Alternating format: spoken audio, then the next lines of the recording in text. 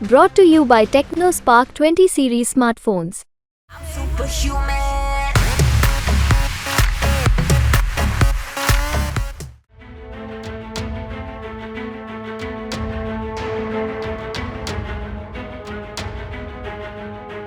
मुख्तार अंसारी के सुपुर्दे खाक होने के बाद स्वामी प्रसाद मौर्य मुख्तार अंसारी के घर मोहम्मदाबाद पहुंचे। परिजनों से मुलाकात की। इस दौरान मुख्तार अंसारी के बड़े भाई और गाजीपुर लोकसभा के सपा प्रत्याशी और सांसद अफजाल अंसारी और मुख्तार के बेटे उमर अंसारी से उन्होंने मुलाकात की।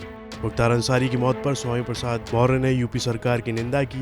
न्यायपालिका पर भी सवाल उठाए। उन्होंने मुख्तार की मौत को सरकार की साजिश बताया और सरकार के दबाव में डॉक्टरों और अधिकारियों पर मुख्तार को मारने की साजिश का आरोप लगाया।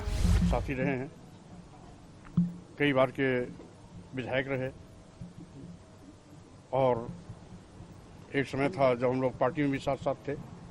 तो स्वाभाविक रूप से जिस तरीके से सरकारी तंत्र ने सारी नैतिकता बलाए ताक रखकर उनके साथ घटिया मानसिकता के साथ काम किया है, अत्यंत निंदनीय है। आज पूरे प्रदेश में सरकारी अराजकता का बोलबाला है।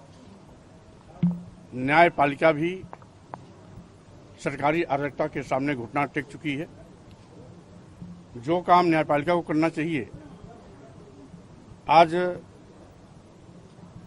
सरकारी तंत्र खुद सरकारी गुंडा तंत्र के बलबूते उस काम को अंजाम देने में लगी हुई है। हम अपराधी हैं या नहीं हैं, ये फैसला न्यायपालिका को करना होता है। न्यायपालिका दंड भी सुनिश्चित करती है किसे क्या दंड दिया जाना है, लेकिन आज न्यायपालिका को भी दरकिनार कर जिस तरीके से उत्तर प्रदेश की सरकार अराजकता के रास्ते पर आगे बढ़ रही है, कानून व्यवस्था पूरी तरीके से ध्वस्त हो चुकी है, कानून नाम की कोई चीज नहीं रह गई है। और मुख्तार अंसारी जी ने जिस तरीके से जेल में जहर देने का आरोप लगाया था, यहां तक कि माननीय सर्वोच्च न्यायालय में उनकी याचिका भी इस आशय की पड़ी हुई है, जहर देकर के मारने की साजिश का जो आरोप था, इस घटना से सच साबित हुआ कि सरकारी अराजकता लोगों की पकड़ में आ गई।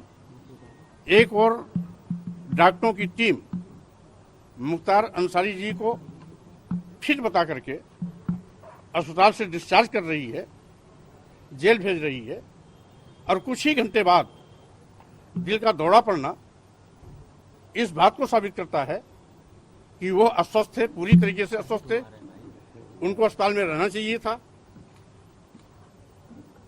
सरकारी तंत्र के दबाव में उनको फिट घोषित करके जबरियन जेल भेजा गया। नतीजा हुआ कि वो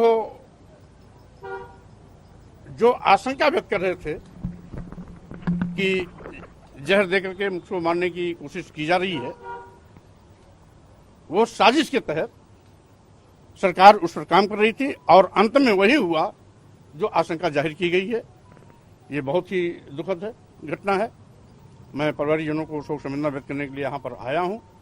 और जिस तरीके से आज सरकारी तंत्र स्वयं अराजकता के रास्ते पर जा रहा है, ये प्रदेश और देश का भी दुर्भाग्य है कि जिनको कानून की रक्षा करनी चाहिए, जिन्हें न्यायपालिका में विश्वास करना चाहिए, उनका विश्वास न्यायपालिका में नहीं है, उनका विश्वास सरकारी गुंडाइज्म पर है। तो स्वाभाविक रूप से ये बहुत दुखद है, इसकी मैं घोर निंदा करता हूँ। गाजीपुर से यूपी तक के लिए विनय कुमार सिंह की रिपोर्ट।